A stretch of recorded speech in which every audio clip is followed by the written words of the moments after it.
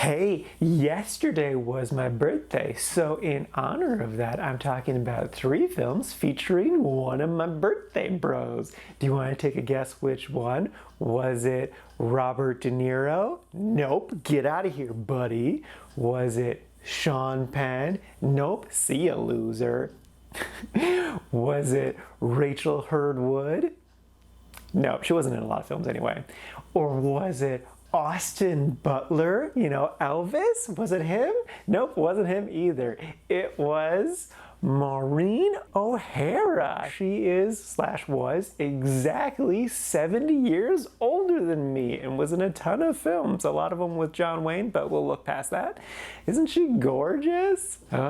Anyway, the names of the 3 films I'm talking about today are the original Parent Trap, which was great, Our Man in Havana, and Mr. Hobbs Takes a Vacation.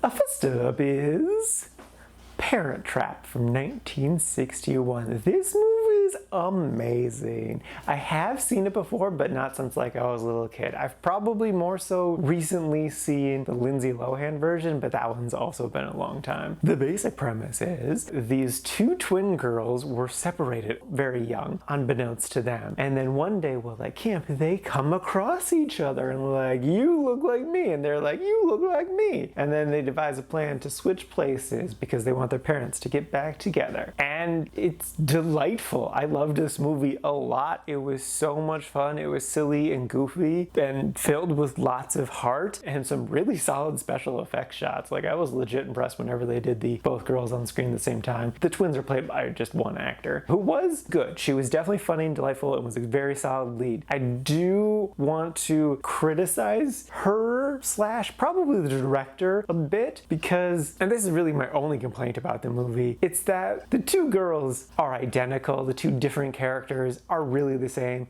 Yes, technically one is more prim and proper and the other one's more rough and tumble and edgy, but they really are exactly the same. So yeah, that just was annoying. But I can honestly forgive the movie that because the rest of it's so great. It's a lot of fun. I definitely, without a doubt, recommend it. I will say too, of these 3 films, this is the one where Maureen was able to shine the most. She had the most stuff to do. And she was terrific. I loved her in this. She was obviously gorgeous, but then she was also really funny and she was a great flirt, which is what her character needed to do. And just was a lot of fun to watch. If I was gonna complain about anything else, I would say I just wish it had more of her. The story kind of seemed to focus a little bit more on the dad side of the story, and I wish it would have balanced it out a little bit more. But I still enjoyed it a lot. Definitely recommend it. 100% worth a watch.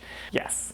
Next up is Our Man in Havana. This is a 1959 film starring Sir Alec Guinness. That's right. And he is terrific in this. This is a comedy spy film thing. The basic premise is Sir Alec Guinness plays an expat living in Cuba. And the British government tracks him down and was like, hey, we're gonna make you a citizen spy for us. You just report everything to us. And he's like, no, I don't wanna do that. And then they're like, we'll give you lots of money. And he's like, okay, I will do that. And then he doesn't do anything. He just takes the money. And then they're like, hey, you need to do something. And he's like, and then his friend's like, hey, just make stuff up. And he's like, oh, that's brilliant. And so he just makes a bunch of stuff up and it's great. I really love the premise. The premise is really, really good. The story in general is great. This was also shot really great. There was some really cool cinematography moves, but then there was also all shot on location, which just looked wonderful, shot in Cuba. And I think all of the actors did a great job, especially Sir Alec Guinness himself. He was drunk and I loved that so much. It's Obi-Wan, but drunk. This is amazing. I also really enjoyed that. So there's a daughter character who I thought was just gonna show up at the beginning and then disappear for most of the movie and then come back every now and again. We'd see her 3 or 4 times at tops. But no, she was probably the second most on-screen person out of all of the supporting cast. And she does a great job. So I'm glad they did that. That all being said, there's a lot I don't like about this movie. Since I'm already talking about supporting characters, all of the other supporting characters don't really do a lot. There's a best friend character who's just kind of there and does do some plot stuff, but I just don't get what he's about in general. Especially because he kind of turns at one point. Maureen just exists exists in this film. She does one thing when she first appears on screen, and then that's it. She does nothing else the rest of the movie. There's also like this cop character who's just awful. I don't know why he's so predominantly featured in this film. And then like the humor, like it happens. And like whenever it happened, I would definitely like,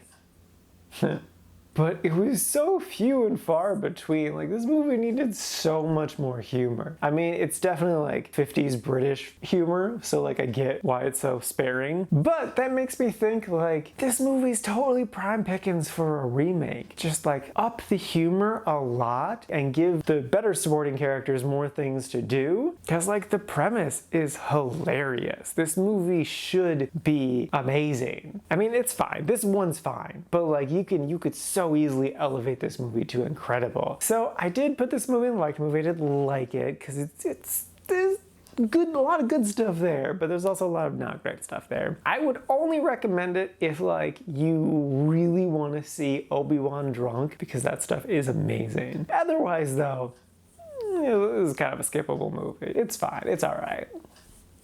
And lastly is Mr. Hobbs Takes a Vacation. This movie is a 1960 movie starring Jimmy Stewart, and I think it's basically the inspiration for all of the National Lampoon Vacation movies, because it's just those, but in the 60s. And it's okay. The premise is basically Jimmy Stewart has a family, and they go on a vacation, and everything that could go wrong does go wrong. What I found so interesting about this movie is that I didn't hate it. There were definitely really, really good parts to it. Like my favorite aspect of this movie is, so he has 4 kids, 3 girls and then 1 boy. The 2 oldest girls, there's no difference between them, and they're barely in the movie. Youngest daughter, she actually has like the most to do out of all of them, and she has a really great, heartwarming story that's so cute. She has this whole thing where she's self-conscious about her braces and whatnot, and she goes on a great arc and journey, and just she's really terrific. I also did really like Maureen in this as well. She doesn't do anything by herself. She mostly just is there to bounce off of Jimmy Stewart when he needs some alone time, which is frustrating because like she was good. She just needed like, I don't know, like alone time with her girls or something. Just like anything else besides just one-on-one time with Jimmy Stewart. I don't know, but there's just like a lot of jokes that really did not work for me, and then they went on just so long. Like there's a bit where Jimmy Stewart and his son get lost in the ocean, and that's like 5 to 10 minutes, and it was boring and dull, and I don't know what was going on. There's also like a hunting joke that's really dumb and long, not as long, but still so pointless. It's just like, oh, we're walking funny looking for birds.